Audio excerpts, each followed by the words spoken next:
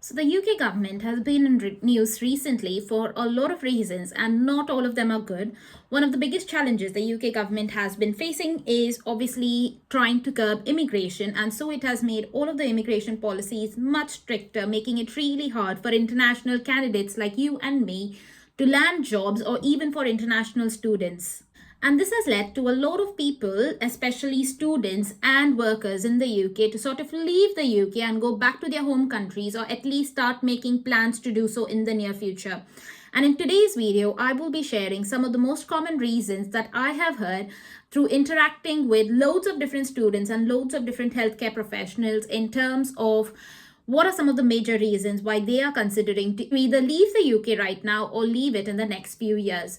So if you are interested in this video, don't forget to stick around. But my name is Nikita and I make videos about moving to the UK, working as a healthcare professional, landing those interviews and getting those jobs. And if any of this is of interest to you, do not forget to follow me on Instagram. My handle is physiotherapy in UK. But also drop me a subscribe on YouTube because I release weekly videos on this topic. So let's get into the reasons. So the first reason is tightening of the HCPC regulations. Now, for those of you all who've obviously followed this channel for a bit of time, know that the HCPC, which is the Healthcare Professionals Council, is the standard governing body for over 15 allied healthcare professionals. Also, you then have the nursing body, which obviously regulates nurses. Now, both of these bodies recently have gone through and done a thorough sort of check of all of the standards that international graduates need to fulfill in order to get their license to practice as a healthcare professional in the UK. Now, this wasn't so bad. However, what has been gone in updating these standards mean that if there were any gaps, those have been tightened. So, for example, one of the easiest gaps that a lot of international healthcare professionals exploited in the past was that they would quite easily take the medium of instruction being English and just skip through the step of giving the IELTS for HCPC.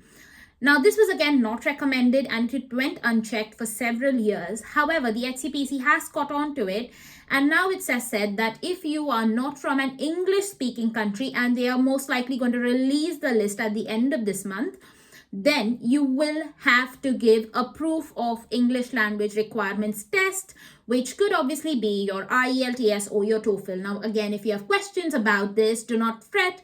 I've made a video about this that I highly recommend watching because it has all of the information that you need and so much more.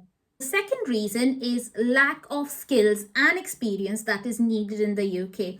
Now, as many of you all know, when you all plan to leave your home countries and move to the UK, the reasonable question in everybody's mind is, will I be paid enough? One of the most common reasons for a lot of us as healthcare professionals to move from our home countries, whether that's India, Pakistan, Bangladesh, Turkey, or any other country, to the UK is that the salaries are much higher. And this is a completely valid point, and I have no judgment on this point because, again, this was something that I considered while moving to the UK. However, what's important to understand is that the healthcare profession has continued to be in demand ever since COVID across many countries, and UK is obviously one of them. And in order to land jobs, one of the most important things you are going to need is good skills and experience. Now, I cannot emphasize how important it is for you to have good experience back in your home countries in order to land jobs in the UK.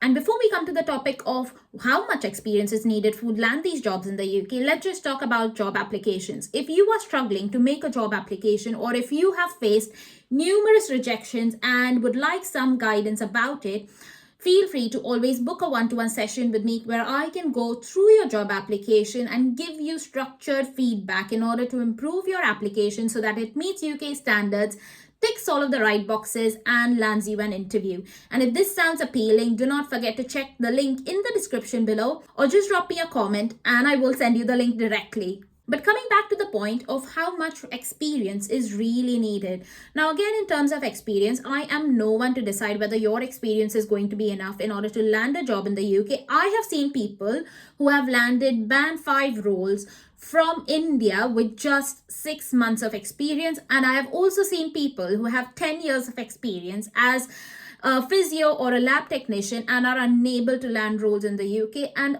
I think a lot of this comes down to obviously your job applications, which I can provide you guidance, but it also comes down to what experience you have clinically. Now, again, It doesn't matter whether you are working in a clinic or whether you are working in a government hospital or in the private sector. What does matter, however, is how you have been over the past few years or the past few months and how you have developed your skills. Because what's the most important thing in the UK is that they do appreciate, so a lot of employers appreciate the fact that as a healthcare professional coming from overseas, you might not have an understanding of the working systems in the UK, and they are not going to hold that against you in your probation period. However, what they are expecting is for you to have sound clinical reasoning, and that good clinical reasoning is only going to come when you are exposed to numerous different cases in your specializations, in your jobs. And that is why I personally think that at least having about 1 to 2 years of experience can be really helpful in order to help you land roles in the UK, because it will give you a good blend of the skills and the expertise that you need in order to tackle those clinical situations in the UK. Now, this is another reason that I see a lot of people not landing jobs in the UK or just not getting the appropriate job, is that they are not really applying for the right jobs. And when I say right jobs, I don't mean to say that there are jobs that are really bad and you shouldn't be applying for. However, when you typically think about what level of role is right for you, you need to then filter those jobs out and apply to the right ones. Now, just to give you a bit of an example over here, as most of you all know, HCPC is that sort of midline for jobs based on banding level. So if you do not have your HCPC, it's highly recommended that you apply for band 3 and band 4 level jobs. Again, keep in mind that band 3 and band 4 level jobs may not always offer you sponsorship, especially because they are jobs that do not require your HCPC registration or for you to have a degree in healthcare. So if you are applying for these jobs, always make sure that you have reached out to somebody from the team or from the recruitment side and check with them if they do offer sponsorship, whether that's in the NHS or privately. Now, if you do have your HCPC registration, my recommendation would be to start applying for band 5 level roles and above based on your experience. Now, again, this is where it gets a bit tricky, because obviously if you are a fresher or if you have 1 or 2 years of experience, you're quite comfortable applying for those band 5 level jobs, and that's perfect. But if you are more experienced, and this is the problem that I have seen with a lot of people who are obviously very experienced, so say for example 8 years of experience, 10 years of experience, 14 years of experience, is that they sometimes find it hard to think about what level of jobs they should be applying for. So they might look at applying for band 7 roles, which is the managerial positions over here. And again, they are not wrong. They do have lots of experience. However, what it is doing is not setting expectations right for them. And what I mean by this is, at a band 7 level, you have several job responsibilities that come as a part of the team. You are meant to be doing service development projects. You are meant to be supervising junior staff. You are meant to be sort of supporting the band 8s and the higher managerial staff within the trust. Now, if you have not had an experience of the work culture in the UK, you might not be able to perform all of those duties required at a band 7 level. And that's why when you make those applications at a band 7 level, you might not be getting selected, because maybe you are not able to demonstrate some of those key responsibilities during the application or in the interview stage. So again, do not be disheartened. It's just that you need to find the right roles to apply for and land those interviews and get those jobs. Another top reason why a lot of people are obviously leaving the UK is considering the fact that the costs of living have gone up. Now, if you have followed me in the past, you would know that the NHS is due to receive a pay rise for 2024-2025. It should be with us any moment now, probably in the October pay slips. But again, if you want more information about it, do not forget to check out this video, which has all of the key details. However, despite of these pay rises, you will notice a trend that most of the pay rises are nowhere equal to the fact that the cost of inflation and the cost of living in the UK is sky high. So it has come down recently a teeny bit. However, because the NHS salaries were not increased constantly over the past few years, it just means that all over the UK, NHS staff are being paid much lesser as compared to, say, professionals in IT, architecture, accounting, etc. And typically, if you are a single person, it is not an issue. You will budget, you will finance, you will make sure that all of your costs are getting managed within that salary. However, if you're a mom of 2 or 3 kids and you have your husband or your wife with you who is working maybe a supermarket job or a warehouse job, it's really hard to run your sort of household within that salary, because it is not less, but it's definitely not enough.